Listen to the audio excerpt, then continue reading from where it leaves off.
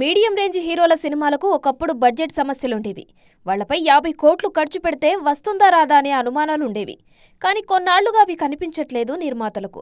ఎందుకంటే దసరాతో నాని, తండేల్తో నాగచైతన్య, టిల్లు స్క్వేర్తో సిద్ధు జొన్నలగడ్డ, హనుమాన్తో తేజ సజ్జా లాంటి హీరోలు 100 కోట్లకు పైగానే వసూలు చేసి చూపించారు. కంటెంట్ కరెక్టుగా ఉంటే 100 కోట్లు పెట్టినా రిటర్న్స్ వస్తాయనే నమ్మకాన్ని నిర్మాతల్లో కలిగిస్తున్నారు మీడియం రేంజ్ హీరోలు.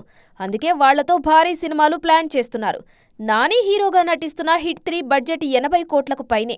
అలాగే ప్యారడైజ్ బడ్జెట్ 120 కోట్లు అంటున్నారు. నెక్స్ట్ రాబోయే సినిమాలు అదే రేంజ్లో వస్తున్నాయి. నాగచైతన్య కార్తిక్ దండు సినిమా బడ్జెట్ 80 కోట్లు. ఇక సాయి ధరమ్ తేజ్ సంబరాల ఏటిగట్టు బడ్జెట్ 125 కోట్లు.